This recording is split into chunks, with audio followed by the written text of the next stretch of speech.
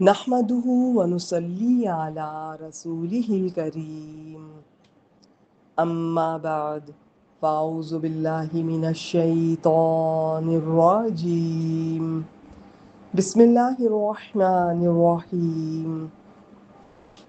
آج انشاءاللہ تعالی باذن اللہ ہم لفظ بہ لفظ ترجمۃ القرآن کے سلسلے میں سورۃ البقرہ کی اگلی آیت کریمہ آیت نمبر 225 کے بارے میں جانیں گے۔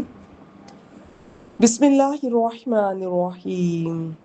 لا یؤاخذکم اللہ باللغو فی ایمانکم۔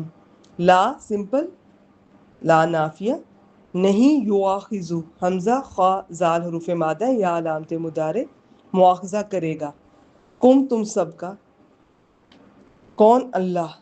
تو یہ یؤاخذو وہ والا فعل ہے جو ان کے آپ کہہ لیں کہ ماضی کے 14 صیغوں میں سے جو 2 صیغے ایسے ہیں، اسی طرح مضارع کے 14 صیغوں میں سے 2 صیغے ایسے ہیں کہ ان کا فاعل کبھی اندر آ سکتا ہے، کبھی ظاہر اسم کی صورت میں سامنے بھی آگے بھی آ سکتا ہے۔ تو یہ انہی میں سے ایک ہے، اور یہ دونوں کون سے ہیں؟ دونوں غائب کے ہیں، دونوں واحد کے ہیں، بس ایک مذکر کا ہوتا ہے ایک مؤنث کا ہوتا ہے، یہ مذکر والا ہے۔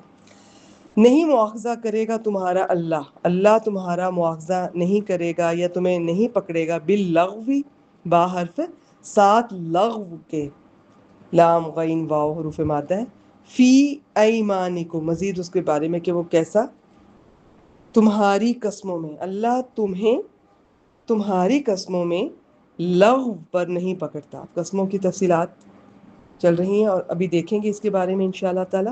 ولیکن، اور لیکن، اردو میں لیکن ہے، عربی میں لاکن، یہ بھی حرف ہے۔ یؤاخذکم، وہ تمہیں پکڑتا ہے یا تمہارا مواخذہ کرتا ہے یا کرے گا، بما ساتھ اس کے، جو، ما بمانا جو، یا با سببیہ بھی ہو سکتا ہے، بوجہ اس کے جو، کسبت، کاف سین با حروف مادہ ہے، آخر میں لمبی تا جزم والی، کس کی علامت ہے؟ فعل کی۔ کون سے فعل کی؟ ماضی کی۔ کام کرنے والا فاعل مؤنث ہوتی ہے۔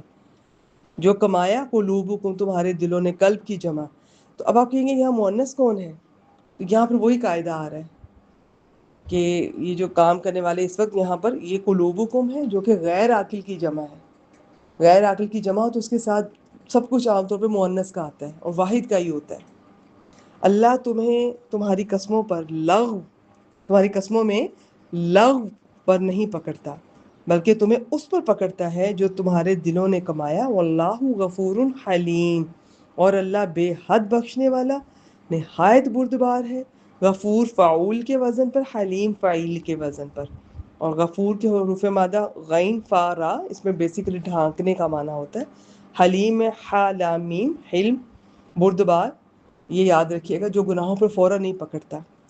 اچھا جی، لغو قسموں سے مراد وہ قسمیں ہیں جو نیت کے بغیر عادت کے طور پر یوں ہی زبان سے نکل جاتی ہیں۔ ایسی قسموں پر کسی قسم کا کفارہ یا سزا نہیں ہے۔ ہاں، جو قسمیں دل کے ارادے کے ساتھ کھائی جائیں کہ اللہ کی قسم میں یہ کام ضرور کروں گا یا نہیں کروں گا، اور پھر ان کی خلاف ورزی کی جائے تو ان پر کفارہ ہے۔ مگر کوئی شخص جان بوجھ کر، یاد رہے کہ جھوٹی قسم کھائے کہ میں نے یا فلاں نے یہ کام کیا یا نہیں کیا، تو یہ گناہ کبیرہ ہے۔ اس کا کفارہ نہیں، اس کا پھر وہ ندامت ہے، توبہ ہے، آئندہ ایسا نہ کرنے کا عہد ہے، اور استغفار اس کا علاج ہے۔ اسے یمین غموس کہتے ہیں۔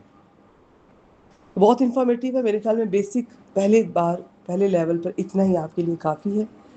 اور کتنے احکامات ہمارے سامنے آ رہے ہیں کہ ان کو کم از کم اگر قرآن مجید پڑھا ہو تو آپ کو ان کا بیسک سب کا پتہ ہوگا۔ باقی جو مزید فقہی مسائل ہیں وہ مفتی صاحبان سے آپ پوچھ سکتے ہیں۔ آج کے لیے اتنا ہی، وآخر دعوانا الحمد للہ رب العالمین۔